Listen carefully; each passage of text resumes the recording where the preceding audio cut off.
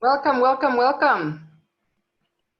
What I'll do now, as we've got people joining us, I will actually give you a brief overview on what we're going to do today, why we're here, first of all, give you a little bit of an introduction, and then I will proceed with the formal parts of the activities. So just a brief introduction, and I'll share my screen here so that you can see that. Okay, just nod if you can see it. Yeah, excellent. I can see Hend nodding and Mariam nodding. So my name is Christina Ioannidis, and I am the founder and chief executive of a company called Aquatube. Now, we specialize in what's called customer and employee engagement. And we created 4 years ago, I lie, 6 years ago, we created a program called Top of Our Game. And Top of Our Game is all about showcasing women who are in this region breaking stereotypes. Why? Because having originally been in the UK, I had a stereotype in my mind of what women in the Gulf and hijabi women in specifically were able and not able to do. So I had the negative stereotype that women in the region were actually chained to the kitchen sink, and my apologies for saying that quite bluntly. That is so far away from reality that when I moved here in 2014, I realized that I was so wrong. I held this terrible stereotype in my mind. And if I'm holding this stereotype, imagine the rest of the world who has not seen the amazing gems that are hiding in this amazing region.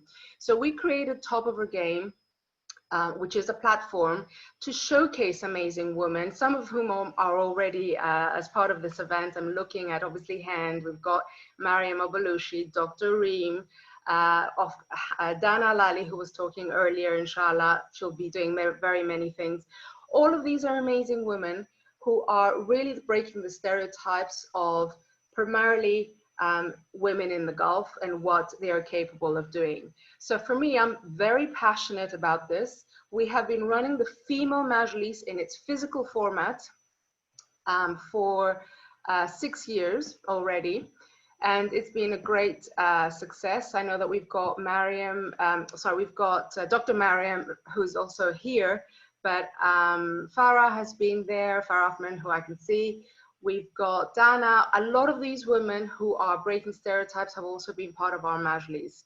And the whole objective of running this, and I'm going to move to the next mini slide here, is to create a positive environment for encouragement and growth for women. So if you can look at the bottom here, we have the Top of Our Game .biz platform and social media, Instagram, etc. Our objective is to share learning and growth and showcase amazing women through those platforms. Then we have our ongoing peer mentoring, which happens through typically our Majlis, which is in person. We have just launched the Virtual Female Majlis for obvious reasons around COVID-19. Why? Because we believe we can still inspire each other, even though we might be in different parts of the GCC, North Africa, or the world. And then we moved up into the element of talent development. Why? Because we believe that once we're in the Majlis, we've got our own community. Women are natural self-learners. They love absorbing information and growing. And so we have a range of activities that we'll also be launching as virtual trainings and activities that you can partake in terms of your personal growth and development. As women, we never ever stop growing. In terms of what we will be doing today, I would like to give you a bit of an overview. Firstly, there's a few rules of engagement. So the way we've designed this event, we're using the best that the Zoom platform can offer us. So it's a completely new experience for all of you. And I invite you please to be open. So this is the first point. The second point, it's safe. We are talking to each other. We will be paired up. You will be having conversations with other women who are from the region or even beyond. Take this opportunity to build your support network. Don't be shy, share openly. And then at the end of the session, if you had a good conversation with someone that you met, we're more than happy to connect you with the person, because we have your emails, to connect you with the person you were paired with. Now, you appreciate this is a lot of work for us, but I genuinely believe, as everyone who's on this platform knows, who knows me, that we need to encourage women to build that network, which is why I'm putting ourselves forward and being that facilitator. So those are the rules of engagement relating to the female majlis. So please be open. It's designed for you to push yourself slightly outside your traditional comfort zone. And this is where our conversations with our game changers are, the reason why we do them is because they are a way to give you a little bit of that little nudge of inspiration to say, you know what, I'm going to try something different. I'm going to do something different. So that's the rules of engagement. I am now going to, I know we've got loads of people joining us, but we'll just proceed on with our normal proceedings. I saw there was someone who has written a chat. If you need anything, I would encourage you to please chat to me. Hello, Kaya. Hi, Kaya. So if there's anything that's urgent, please feel free to chat. I will also ask you later on, when we have completed our first mini conversation with our distinguished guests, if you've got any questions, to please ask it on chat. I know it's easy for us to use the microphone, and it is easy for us to potentially have a conversation with our guests, but in order to stick to our timing, I'd invite you to please use the chat. I will make myself the person who takes your questions and passes it on to the distinguished guests. I hope that this makes sense to everyone. Please nod if it makes sense, and I will stop sharing my screen so we can go into our, hello everyone, it's so lovely to see so many faces. So we can go into the next part of our session, which is our conversation with our fantastic distinguished guests. So can I I'll introduce them one by one. Okay, a very brief introduction, essentially their name and why I think they're a game changer. Then I'd like them to tell us a little bit about themselves, a short introduction before we go into our first question. So can I, Dr. Reem, where are you? I'm going to unmute you. Dr. Reem, I know, I think you are an extraordinary woman. We've spoken many times. You are breaking stereotypes for women in Saudi. Can you give us a little bit of an introduction about yourself before we go into our official question? First of all, let me congratulate you on this idea, Christina, and thank you for the invitation on your first virtual meeting. And for the attendees and distinguished speakers, I'm glad that we're all staying safe and healthy. My name is Reem Alfrayan. I was the former Assistant Secretary General at the Council of Saudi Chambers. And the Council of Saudi Chambers is the umbrella for 28 chambers of commerce around the Kingdom of Saudi Arabia. Among the services that we provide is international cooperations. We are the voice of the private sector represented in sector-based committees. We're also the ones coordinating between various chambers of commerce, the 28 I was telling you about. I'm also a member of a number of committees, but maybe the dearest to my heart is the Women's Committee at the Council of Family Affairs in Saudi Arabia. And the main focus that we work on are policies and initiatives on the empowerment of women.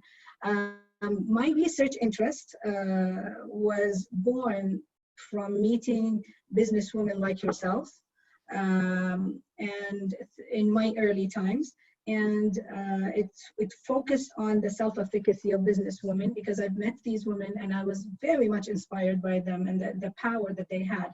these women preceded me in whatever they were doing and paved the way. So I wanted to understand them. So I decided to learn the self-efficacy of businesswomen and understanding that generational cohort. Some of them were way older than myself. This is in a nutshell an introduction, and thank you for Christina. She'd also nominated me for a really wonderful award on the Women's Entrepreneurship Alliance, I believe, right? Yes, it's called the International Alliance for Women, and every year they select 100 women from around the planet who have supported the economic empowerment of women. And I nominated Dr. Reem, and I'm delighted that she was selected as one of the 100, and in fact, the first woman from Saudi to have won this prestigious award. The organization is based in Washington. So I was delighted to be able to showcase to a very international audience, extraordinary woman like Dr. Reem. So the congratulations is to you. Thanks. Thank you for that, Dr. Reem. Now, can we move over to the lady in red, quite literally, Hend Awadhi. Hend is an extraordinary woman, and she'll tell us a little bit about herself in a few moments, but she's also the first Bahraini aircraft engineer, female aircraft engineer. Hend, please, your introduction. Oh, you're muted. There you go. Hello, everyone. So as Christine said, I'm Hend Awadhi from Bahrain. And I started my career being one of the first aircraft engineer. That's back on the time, 13 years back. Currently, I'm holding the position of a senior airworthiness inspector in Bahrain Civil Aviation. And on the other hand, I'm also a business owner. I own a lady salon. And that's holding different things in my hand lead me to be also on social media as an influencer to just inspire other women to actually pursue their dream and whatever they really believe that they can do. And just not be the ordinary or the image that people have for a female or a woman, especially in the GCC. And of course, I got being inspired by a lot of women around me. I would mention maybe my family member, my grandmother. She was one of the very first Bahrainis to start a lot of things in Bahrain, especially women's communities. So that's one of the things that we are all here to do, is to actually be as an example for other women that might not have people around them in their surrounding that could encourage them and tell them it's okay to be different, and it's okay to have some goals and dreams in life that maybe it's different than people around you.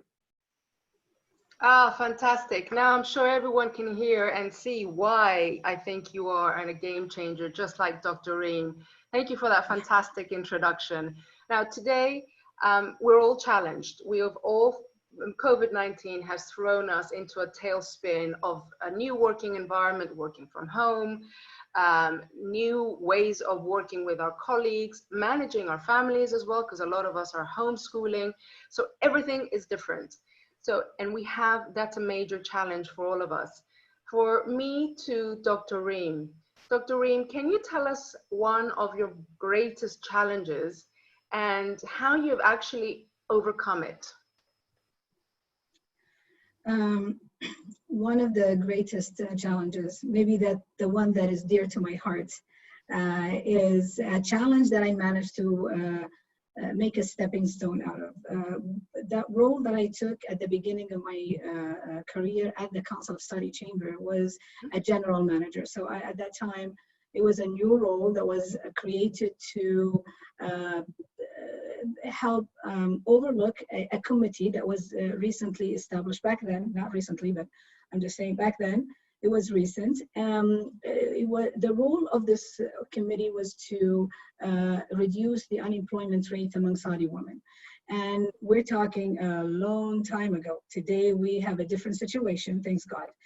But back then, so it was basically to help them find jobs as employees or as businesswomen, so startups and so on.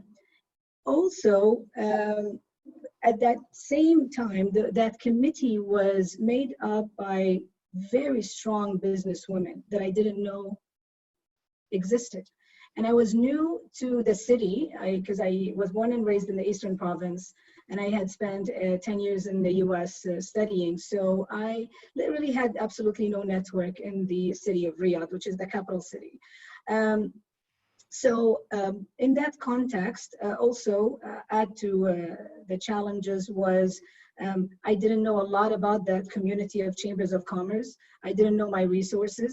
I mean, that role was huge, but I just, because I do a lot of research on women, I mean, often we look down a little bit at our own abilities and say if a man has maybe 60% capability, they will view themselves as I have 100 capability, maybe 150 capability, where we might have all the capability that is needed for that particular job, yet we still look at ourselves as, yeah, maybe not good enough. So I decided to take that role. Also back then, the Chambers of Commerce, back then, and I highlight that, was a male-dominated organization. So it wasn't easy for somebody who was young, I mean, back then I didn't have a lot of experience on how the Chambers of Commerce work. And to also be surrounded with all these people, I had absolutely no network. So I thought, okay, well, with all that in mind, there is always untapped resources. And there is always opportunity in the places that you least expect. So I learned that there were 7 chambers of commerce who actually started physical presence of women, in which they've established either committees or business centers. So there was 7, but we also had 28 chambers of commerce from around the kingdom. So this is an untapped resource. So what I've decided to do is bring everybody together. So the work of the committee is important to strategize, but then you need people who actually will do the work. So you needed to convince people to align, unify. So I decided to bring them all together. But again, I was not a businesswoman. I did not come up from a business community. And when you're in that community, you gotta be in the business community to be heard. And I was young, so I decided to come in my first meeting, and instead of reading a speech and making this, just the most formal, I decided to say it the way it is. I am the youngest, and I am the least experienced. And the only thing I have is passion, knowledge, and resilience. And tell me, how can I be of a servant to you? So tell me, what is it that you need? Again, they are the people who will give me the content, so I can I can strategize, I can bring them together. Yes, I do have great people ability. So in a nutshell, by the time I decided to leave, I had a network of a lifetime, I have to say. Literally, whenever I go to any province in Saudi Arabia, I would kid you not, I know not only people within the business community, but also people within governments who are eager to give all the resources needed to the business women. On top of that, we've created, I left the organization having 22 business women centers that actually give services, training, awareness programs to women. Again, knowledge is the most powerful thing you could ever have. So in order for you to have a hub in which all the knowledge is there, the government gives a lot of funds to start your business. There's a lot of training programs that are given by various sectors, say tourism, industry, just name it. These resources are available. And a lot of time, people within big cities know it, but then when you go to cities who are rural, the lack of information becomes gold. Becomes not gold. the information becomes gold.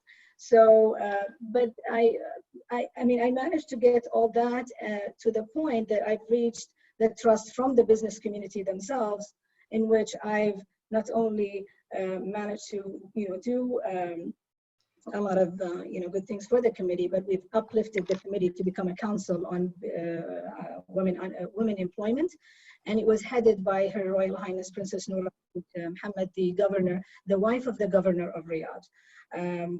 But again, this whole thing wasn't going to happen without the support, sponsorship from a lot of people, men and women. And I have to underline that there were, in this whole process, men who believed in the cause, and those we have to appreciate. A lot of times we speak about the nasty people. These people I don't want to speak about. I want to speak about the good people who support. These need to be role models. But also, just to sum it up, if there is a lesson that I've learned, and again, if you remember my dissertation, because I started working with those wonderful women at a time when I thought I had absolutely no hope, but then that's another story. I've learned so many things from them, to the point that I wanted to learn how did they attain that self-efficacy with all the challenges that they had. Maybe some of them they come from business community and their parents have money, but some didn't have nothing, and they came from very small rural areas, yet they managed to put their name on ballots to be nominated for board members. So I decided to study them, and I was surprised to know that if you really want to build that self-efficacy, you need to have a verbal persuasion, in which the very essence of this meeting, thank you, Christina, you need to see other women who are succeeding.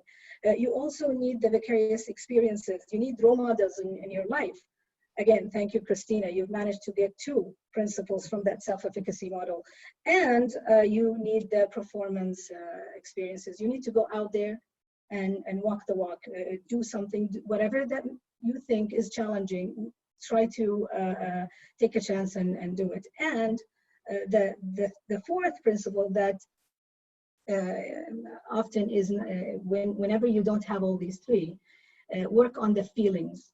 The feelings, the drive that you have to accomplish is very key for your self-efficacy. Even if you did not have anybody to tell you that you're good and you can make it, and you had absolutely no role models in your life, and you had no chance or opportunity to actually perform what you wanted to accomplish and perform. Work on the mindset and the feelings that you have. Just imagine it. I don't want to take too much of your time. Maybe I took more than the 5 minutes, and I apologize. That's okay. Look, this is so inspirational. It's extraordinary. I've been making notes. This is just I think we're all interested in your PhD report, by the way, at this point. It's actually available online. You can go, it's called The Self-Efficacy of Business Women, Understanding Generational Cohorts Among Businesswomen Advocates. It's free. Wow. You can download it. Thank you so much. Yeah. Thank you, Dr. Reem. Hend, over to you. It's exactly the same question. If you can unmute yourself. Yeah, the question is, what is one of your biggest challenges and that you faced in your career, and how have you overcome it? So Christina, being in a field, man-dominated field, maybe I can relate to Dr. Reem, but here my field is been as a man-dominated and still as a man-dominated field. So this is a bit different than other fields. Let me start with an incident maybe that happened to me again back in the time on my first year of being an aircraft engineer, and that would explain a challenge that I've faced since day one in my career, and I'm still facing, to be honest, until up to this day. The incident was as a very normal day at work. Let me give me a bit of a brief of how things goes. So every engineer would have to be assigned to a certain number of aircraft that they will be taking care of. And whenever there is a problem, a technical problem, this engineer would be called to the aircraft to do the troubleshooting and fix the problem. I will try to make it as simple as possible without any technical wording, just for everyone to understand the situation. So I've been called by my supervisor asking me to attend the aircraft that has some technical problem. And when I entered the cockpit, the pilot asked for the engineer. So I introduced myself and tell him that I'm the engineer assigned to the aircraft and responsible. So I'm starting to do my troubleshooting. And here the pilot told me I want the real engineer. And at that point, I didn't really understand the question. So I retold him that I'm the engineer, and I showed him my card and my bar. So engineers wearing some bars. So I was, he completely ignored my existence and contacted the office asking him for another engineer. And here again, there are some people will be against or will be this way, and there are some people will stand by you. So the supervisor told him that she is on board, she's in your aircraft, and he insisted that he wants a different person, or a male, let's say, to put it this way, the image that he had. And here I had two options, and even my supervisor had two options. So my supervisor told him that she's the engineer, she's handling it, and he ended the conversation. So that was his stepping in on my side. And even myself, I had two options. I either leave the aircraft and I just swap it with one of my colleagues, or I put my foot down and I say, this is it, I'm doing that. So that's what I've done. Of course, I asked him that this is my aircraft, if you like it or not. If you don't, you can leave. And this is how the rules work. As long as the aircraft was on the ground, it's the engineer responsibility. But what I wanted to mention here from this incident that happened from my very first year as being an aircraft engineer, that you will be underestimated because you're a female or because of your look. Very early age, I was 23 years old at that time. You will not be accepted, and that's another thing. Again, that's, I would not say the majority, but that's something you will have to face if you choose a field that not being tagged by a woman before. So that you have to be prepared for it, and it's okay, and it doesn't have to affect your belief in yourself and your ambition in what you're doing. So I'm still facing those things until the day, especially that's most of the time I'm the only lady in the room as a female, and you always have to put your foot down.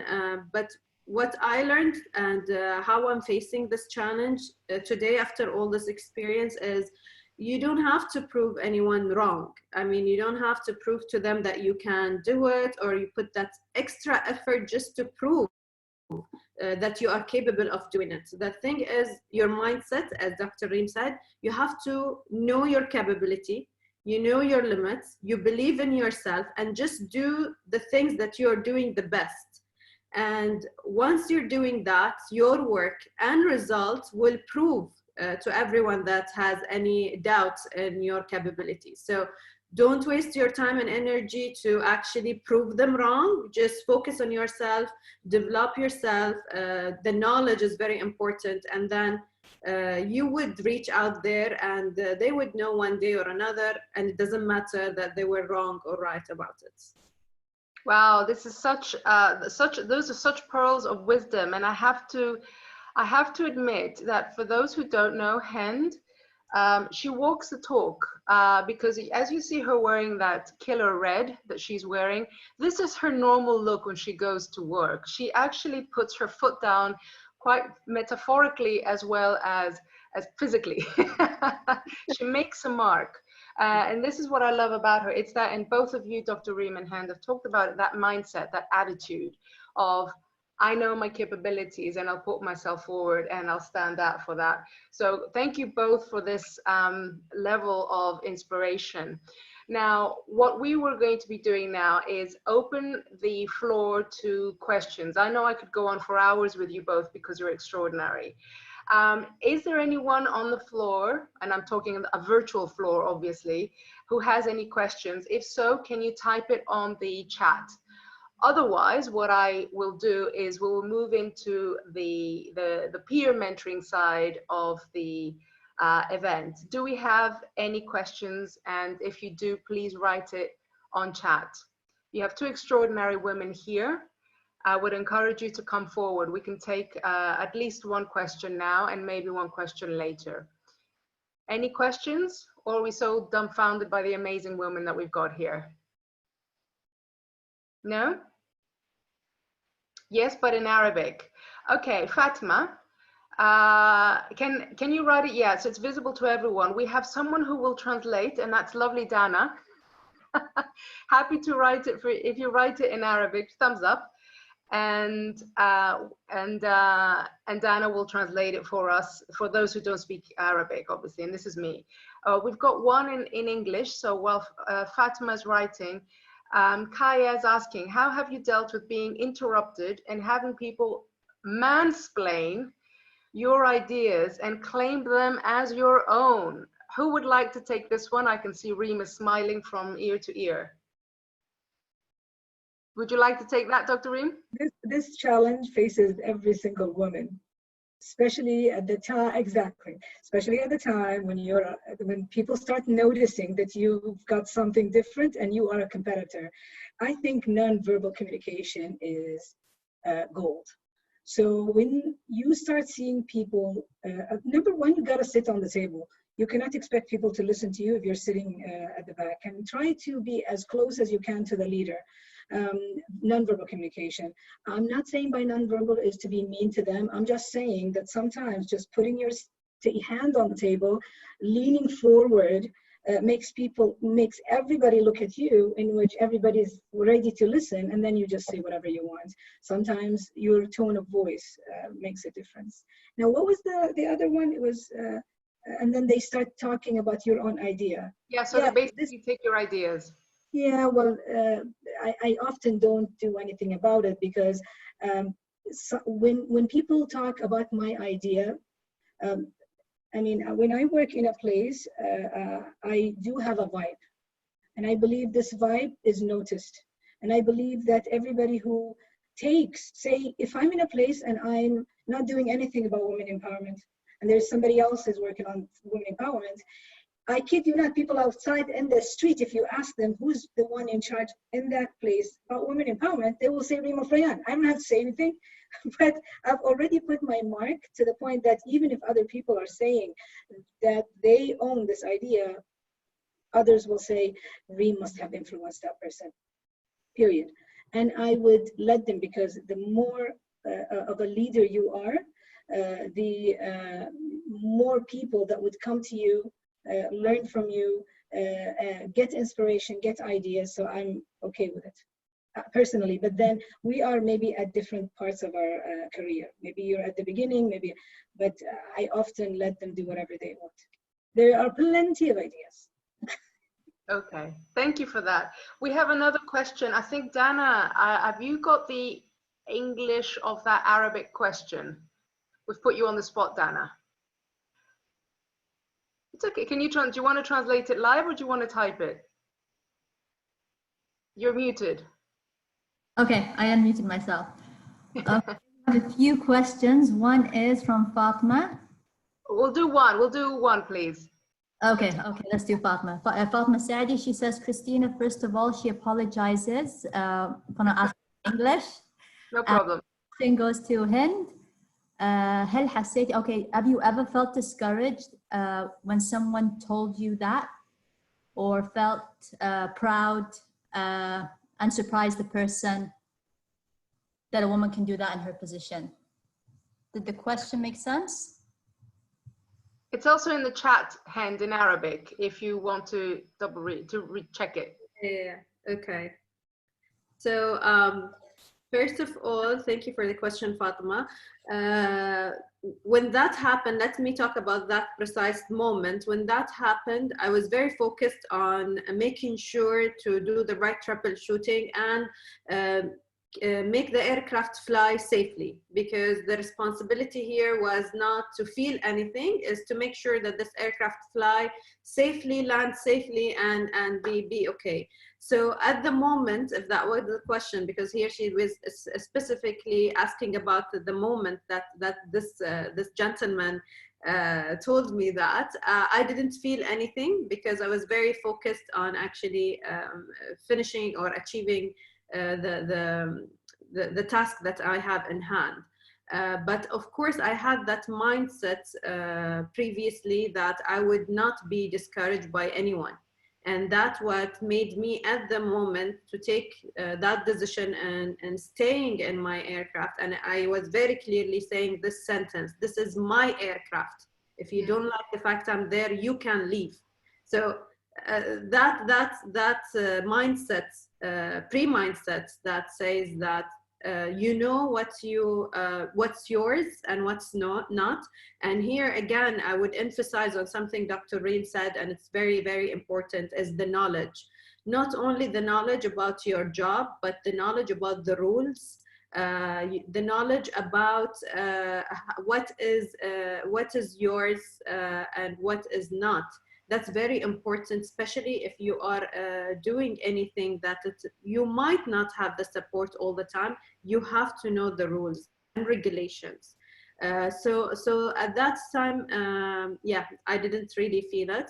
Afterwards, I'll be very frank here and honest, I did feel, I was 23 years, I was very young, and I had that questions: why did this, what did he saw in me that is not capable, and all of that. But today I'm very proudly of where I am. I'm actually part of I'm not only doing the job, I'm not an aircraft engineer, I'm even in the regulation, I'm putting that. So that's what I was saying from the beginning. Let your work and results prove it. Brilliant. Thank you. Thank you for that, Hend. And I'm going to pause here in relation to the questions. We've got a few coming in. We may not be able to cover all of them. What I'd like to do now is to come back to those questions when we do, after we do our first kind of peer mentoring session. So what we will do now, this is what we do in the in-person Female Majlis. Whoever's been into the to the events, they know this. One of the critical aspects, and Hend and Dr. Reem talked about it, about for women to be successful, is having the confidence to ask for support. And my personal experience, and I've been around quite a long time, as you can tell by the color of my hair, is that we very often feel very uncomfortable asking for help. Men are very good at that, and they support each other. Us women don't necessarily do that for whatever reason. It could be social, it could be cultural, it could be individual. So part of what we do in the Female Majlis is to actually pair people up into twos where they discuss challenges. And this is exactly what we will do right now with the technology. So I need to invite all of you, please, because it was part of the requirements in attending this event, to please put your video on so that people can see you. This doesn't necessarily have to be for the whole session, but for this part that we're going to actually get paired up, I invite you to please put your video on, so when you are speaking to someone, they can see you. Even if you have a bad hair day, that's okay. We all have bad hair days, okay? The point here is about having that interaction. So what I'm going to do now is I'm going to share my screen, and I'm going to give you the, where is, share my screen, there we go.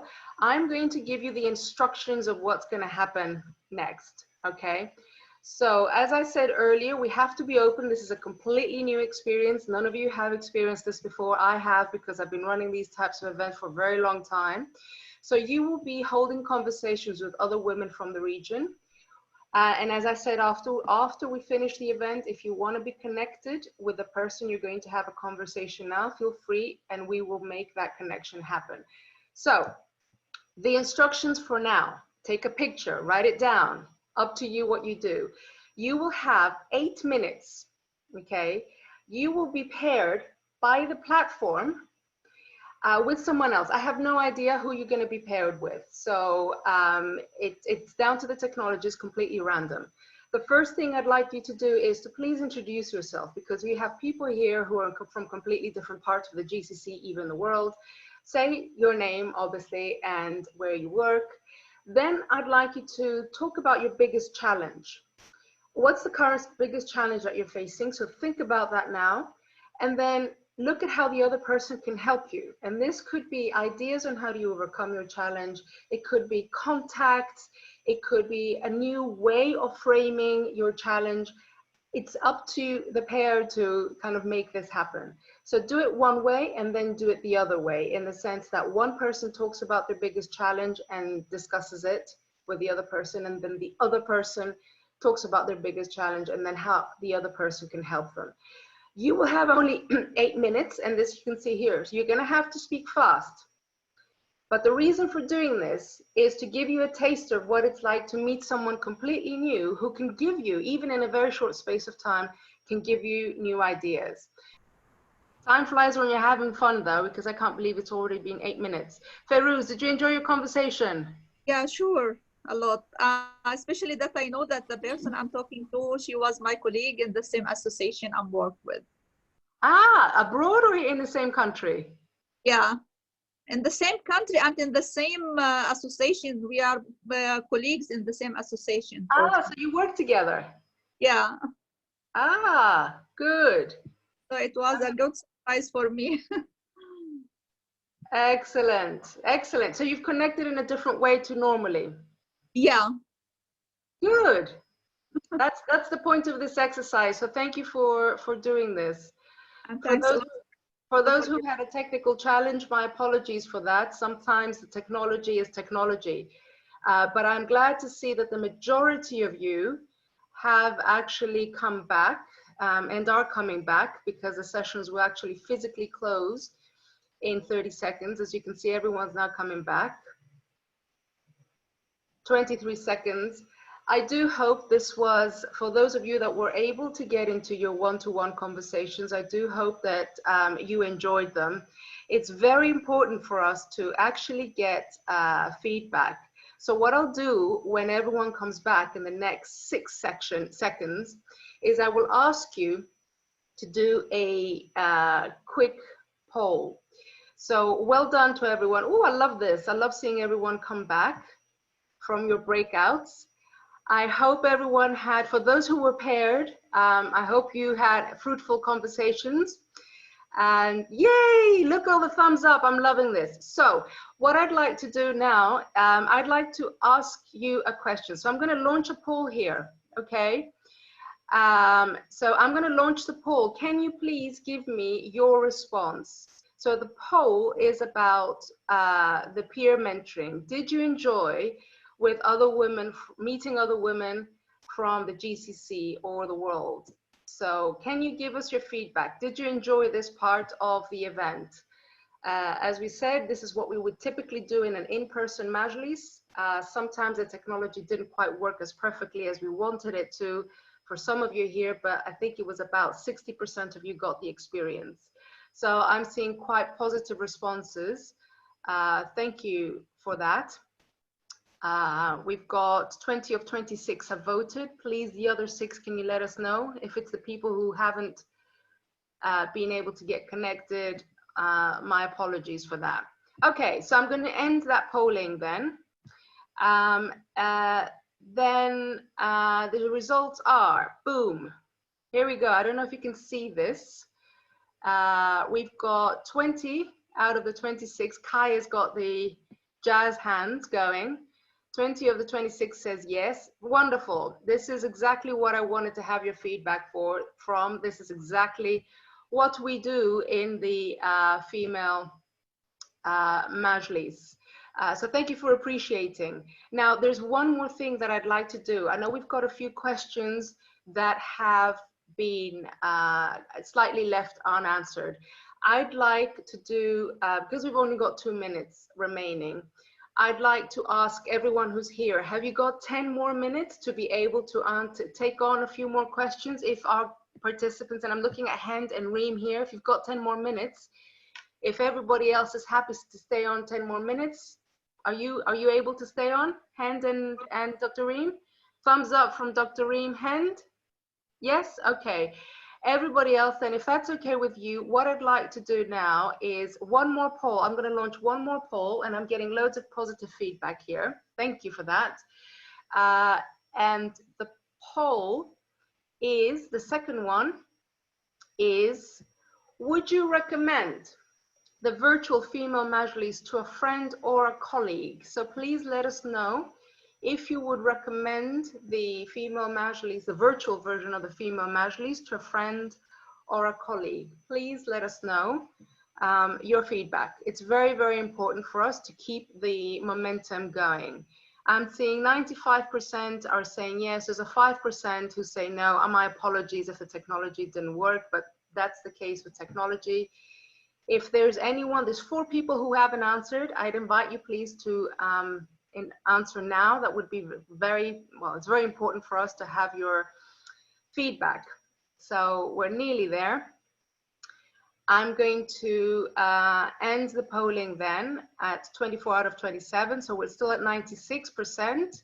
I am delighted. So I'm sharing the results. Woohoo! There we go. So thank you guys for giving us that feedback. 96% of you enjoyed it and would recommend it. So I'm going to now move to 1 or 2 of the last questions that we've got remaining here. Okay. So while I look at my super sexy second screen, can I ask Dana, is Dana still here? Dana, sweetheart, was there a second Arabic question that I may have missed?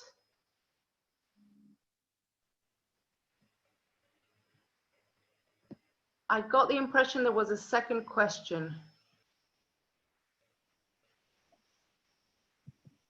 No? Yeah, but I'm trying to go up. Hold on a second. Okay, there's a question too in English that I read.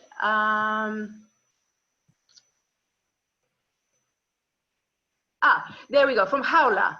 Other than knowledge, describe how to be successful in a male-dominated sector. Oh, this is fantastic. Dr. Reem, Hend, who will take this one? Other than knowledge, describe how to be successful in a male-dominated sector. Dr. Reem wants to take that, or oh, you're both jumping. Okay, so I'll let Hend take it. It's okay, Reem. Go for it. I think yours is harder. You have fresh knowledge. Mine is a bit too old.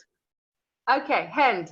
No, that's yeah. In a man-dominated field, maybe Christina, we talked about it, and in the interview, and one of the most important things to be in any field as a female is not to try to compete. So it's not a competition. You don't have to be there and compete who's better, a male or a female. Especially if you were one of the pioneers or the first in the field, you have to introduce how a female would do the work. And it would be different, and it would take some time for people to accept it, but trust me on this, you might do things in a different way that never been introduced in the field, and it most probably would make things easier or different, and you would introduce and change is always good. So 2 things: don't compete, and don't try to do the things the way that it's being done as a male, because God created us as a female and a male because we have 2 different mindsets and 2 different ways of doing anything in life.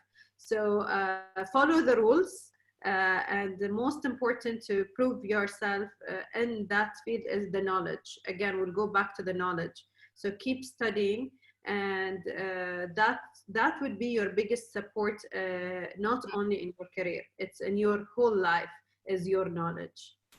Wow, thank you, Hend. We've got a hand up from Fatma. I'm so sorry, Fatma, I hadn't seen that. So are you there? I've just unmuted you. Can we see your beautiful face as well? Are you still here? I've just unmuted you. I can't hear you. Okay, so we'll move to one more question. Fatma, let us know if you're back. So there was a question from Latifa. Did you plan to be in the sector you are in, or it just happened later on in your late education years or career life? Let's do that for Dr. Reem first. So did you plan to be in the sector you are in? Absolutely not. I am not an economist. I actually, my bachelor's was workforce education. My master's was policy and leadership. And then my second master's was leadership and organization. and I topped it then with also another education major. So it was all along an education major, but because it's a humanitarian major, humanities major, you learn psychology of how things run. You learn what's expectation and what expectation does to your mind. The mindset is amazing, and how can you do that social change very subtle and use all the tools. So I think it helped me. I just came and I didn't know where to go. So the education section did not take me, no universities took me back then. But it is the opportunity lays where people don't even want to go. So it was a place that people didn't know how to handle. And I thought, okay, I'll just take it. At that time, literally, I only had maybe 50% of what it takes to become a manager at the Council of Saudi Chambers. But I absolutely had no competition. I was the only woman that did not want to work in the government because it was government work is cool. And I was like, okay, I'll just take it. And that's it. So it was fun. Yeah. Great. Hend, how did you land in your sector? I always had a passion for aviation in general, but I didn't really know what is specific, let's say, career I would carry on aviation, because as a young all of us, we were thinking about aviation as a pilot, but once I had to decide which sector exactly I want to be in aviation, I find out about aircraft engineering. And I really was, from my earliest age, I like to put things together. I read more about it. I knew more about what is an engineering or aircraft engineering is, and I fell in love with it. And that's how my career started. Of course, because also I have a sponsorship to study to be in this field. So I would say it's the general idea was there, but not specifically what is it. Again, it's opportunities that comes in your way, and I believe in opportunities that sometimes give you it guides you and give you answers for things you might not have a specific answer for it. Thank you so much, Hend. That's fantastic. We have one more, and this one's from Naima, and will have to be the last question, unfortunately, because we really are now over time. Naima, I'm reading. How can we motivate younger girls to overcome their challenges, or how can we prepare the younger generation on the challenges that they may face in the future? I love this question. I've got my views, but can I pass this to Dr. Reem? Mentorship, being a role model, utilize, again, let's go back to my dissertation. When I wanted to understand exactly how those women that established those 7 businesswomen centers did it with all the challenges, resistance, everything, you name it. I wanted to know exactly how can we reproduce women like that. I have 1 daughter and I have 3 boys. So I was doing this totally for my daughter, for myself, but for my daughter. And I've again learned that, and I studied about 6 women from across Saudi Arabia, Jeddah, Riyadh, and the Eastern Province. And I found that all those women had a role model in their life. Some had a role model that actually was within the same field as they are. Some had even more than 1 role model, but certainly a role model that resembles that mindset that Hend was talking about. In your video, I heard that your dad played an essential role in your career, right? So that's one. Another thing is give them the opportunity to do little bit of what they want to achieve. My daughter started working at 16. Despite the fact that I'm able to find a job for her and do this mom protection, I never did that. She was all alone. She went ahead. She applied at 16 years of age, where I could sponsor her and give her all the money she needs, but she needed to learn that early in age. So give them that opportunity. don't force it on them. Give it to them when they want it, because some people are ready at 16, some are not ready at 16. Another thing is, so we said role model and then verbal persuasion.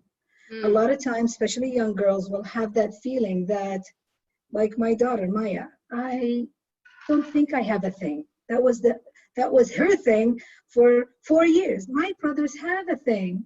Abdullah loves soccer. Yusuf loves fencing. I don't have a thing. You have a thing. You just need to explore more, find it. So she kept going back and forth, and she did not want to choose anything her brothers had because she wanted to be special. Let her try. I mean, let them try. But put that, just like you put food on the table and you make sure that there's the vegetables and the proteins and everything, give them that plate, let them choose, but never, never force it on them, and don't let them feel that you are the one behind what they're doing, because that, whether we see it or not, it's in the back of their head. If you help them and they know that you're helping them, they will develop that feeling that you will have to be there for them to accomplish and succeed. And just be that mentor. Since she started at 16 working, and she's been working for two years now in a media and influencing company. She's not an influencer, but she likes to do media and marketing and so on. So she's learning the industry.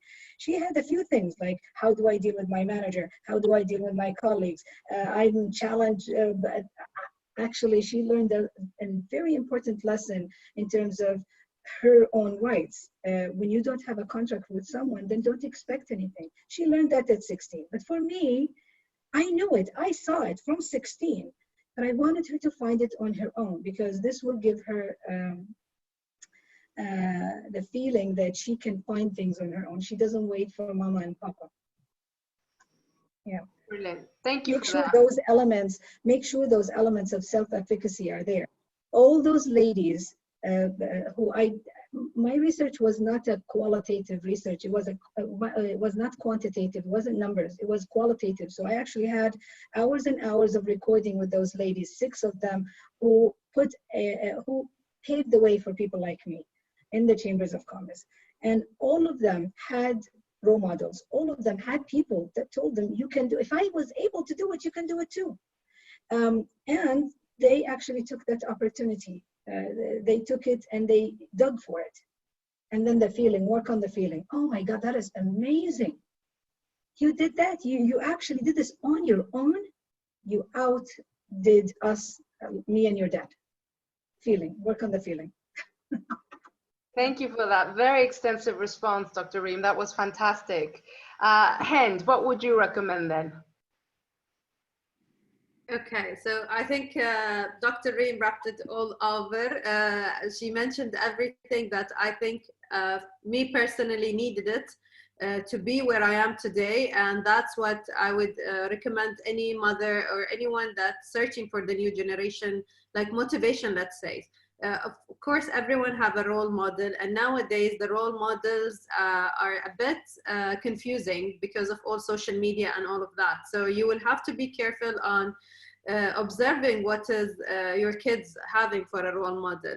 And it doesn't matter who's that person or what they're doing in life. It's just, let's just try to find the story behind them and guide the new generation on who would be a real model to look up to. To me, I believe that there is no one person. So me personally, I don't have one role model. I have a role model that for social life. Like, I like this person because they are so super in their social life. Another role model in their let's say career, and so on. So so the idea of a role model that we're gonna be copying or would like to be like, to me, it was not there from the beginning. I have multi-role models, each one in her own field. So that's one of the important things. Maybe like if your daughter come and say, I have this role model for beauty, it's okay, but make sure so she stays in that corner. She's just the beauty role model, not other things in life. So that's one of the things. The other thing that Dr. Reem mentioned, and I believe that it was the huge and played the main role in my life, is let your kid try and let them fail and watch them fail and just hold yourself from helping them. If you help them once, then that's it. You ruined the opportunity for them to learn how to get back in their feet and learn the lesson out of whatever their experience. So because of the age and everything, you know it all, you've been there, so let them be there. And that's one of the most things that we see nowadays of mothers do, that they spoil their kids by overprotecting them. So we love them, we would love to protect them, but you would not be able to continue protecting them for their whole life. So let them learn these lessons, the main lessons in life, from a young age, so they have that strong skills that it will let them go through life. Wow, thank you so much, Hend. That was a fantastic response, and Dr. Reem. We're going to have to leave it there. I would like to give you my parting thoughts on that comment, and thank you, Naima, for this fantastic question. Because when I created Top of Her Game 6 years ago, the whole premise behind it is to showcase women for the younger generation who are those pioneers, trailblazers, who are paving the way, like Dr. Reem and Hend, for other women. And this is why we work with the Youth Hub in the UAE. And I'm inviting all of you, and this is an invitation to all of you, to please invite the younger generation of women that you know, particularly from the GCC, from this region that may not have this many forums, and particularly in the COVID-19 era where we all are isolated. Please invite them to be part of these virtual events, and for them to also experience amazing women like Dr. Reem and Hend, but also open their minds and on the opportunities that a career could provide. There are final questions that are coming through. I thank you so much, everyone, for staying on. We won't be able to deal with them, but let's keep those on the side. If there's any ways that I can find a response or make connections, I will let you know. I would love to see your faces, because what we would normally do in the Female Majlis is do a final selfie. So in the absence of being in the same room, can I invite you to please put your cameras on, and the wonderful photographer that is Dana will just take a screenshot of, inshallah, your smiling faces at the end. It's very important for all of us to have a beautiful memory, and this is how we finish our female majlises normally, and they can attest to that. So please, if you are here, if you're in front of your laptops, I'm seeing a lot of people here, please put your camera on and let's take a group selfie, a social distanced group selfie. Yes, glasses off, Kaya, that's it. You can put lipstick on, whatever you want to do. Hey, lovely to see you, Zainab. This is now where I get to see, this is the big reveal. So thank you for putting your cameras on. This is lovely. I love seeing you all. Don't worry, no one's going to criticize you on what you're wearing. I've got a comment, wait to wearing Shayla. Yeah, we can wait. You can put your Shayla on, you can fix it, do what you like. In the meantime, I'll just say thank you so much to every single one of you who've stayed on this long. I knew that time was going to be challenging, but we had to make it into 1 hour for the majority. But actually, a lot of you stayed on, so thank you for doing that. Nice to see you, Grace. Lovely to see your faces. So what we'll do is we'll take a group selfie. Dana will take the picture. So Dana, tell us when you're ready so we can all smile. 3, 2, 1. Okay, should we do one more? Is everyone okay? One more, let's do as a backup, okay? Fix Shayla's lipsticks. I see Hend is taking on her beautiful side. Okay, we ready? Let's all smile then. Photographer, 3, 2, 1. Excellent. Thank you so much, guys. I'm going to unmute you all. If you've got any parting comments, let us know. Thank you so much for staying this long. Hold on, unmute. or I will be in touch on email, of course, and there will be, we'll come back to any questions that weren't dealt with. So I'm going to you all. Let me know if you've got any final comments before we say goodbye, the formal goodbye. Thank you so much. Thank you, Christina, for organizing. Thank you, Dr. Reem and Hend, for your wonderful insights. I've had a wonderful time. Thank you. Thank you, Kaya. Anybody else? I'd like to thank you all and comment on a point. Hind mentioned that a woman should always empower the other woman, because when we went in pairs, I was with Fatma Jaber, and we both had the same point. Surprisingly, that we had trouble with the leader women more than men. So. Right. This was a thing I'd like to mention, that this is a reality. So this is a comment I want. It's very one thing, Christina. Sorry for interruption. One thing, Christina, that's very important. Since we're here in a women's majlis, it is important to defy this thing that says women are against women. I have only seen women who are supportive of me. All these business women that were not only important to my career, but also important because I'm passing it to my daughter as well. So I thank all these women. I thank also Christina for doing this majlis. I'm here for any woman in this majlis. If you ever need me, I'm on Twitter. You can link with me on LinkedIn. If there's something I could do, I would definitely do that to support you and be your sponsor. I would say, Christina, that I first thank you very much for this initiative and do it virtual because we really need it. And maybe our experience is different than Dr. Reem. I would say that the experience that Latifa and her colleague that's been through, and that's what we are trying to change here. Hopefully, we all be as what Reem have. So we are trying to make that happen to our next generation, to have that support from women.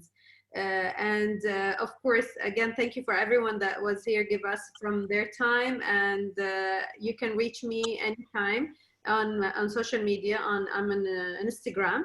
So whenever, again, and we would love to actually meet one day after all this ends with the corona. We would love to actually meeting all of you guys and sharing experience. Absolutely, and thank you so much to obviously Dr. Reem and Hend also for being here and for being such an inspiration. Please do follow them both. I'm going to share my screen again because I'd like, as we wrap up, to give us feedback, follow us, and of course share. So we've got here on Instagram, we're at Top of Her Game, and my personal Instagram is at ChristinaI1502. We will be launching another a virtual female majlis. Please recommend your friends because it is part of creating that community. So going back to Dr. Reem's and Latifa's comment, we are here to build a community of women who support each other. This is, for me, the fundamental premise of making the virtual majlis happen, the virtual female majlis, as well as the Top of Her Game platform. So by being here today, you have quietly signed up to our pledge, which is to support other women. And Dr. Reem, we had a request, and I will put you on the spot, because we had Maha, who asked for a mentor. So she's asking, she said, I am looking for a mentor to provide advice on gender equity and advocacy and policy in the region. And the process is not easy so far. So I'm wondering, Dr. Reem, with your contacts, is this something you might be able to help Maha with? You're probably closest to gender equity advocacy than the rest of us. But if she wants, she can follow me on Twitter. You can share my email with her, and whatever advice she needs, I would be very happy to help. Thank you so much for being so willing, by the way. We hadn't pre-planned this, So thank you for walking the talk on that one. So there you go. If Maha is online, yes, she is, because I can see her. Please follow Dr. Reem. Now, once again, thank you so much for wonderful Hend, extraordinary Dr. Reem for being here. And thank you to all of you for being part of this event. Inshallah, we'll meet in person, but if not, we will be coming soon again virtually. Thank you very much to all. I will say goodbye. Thank you, Christina. Thank you. And let's definitely be in touch.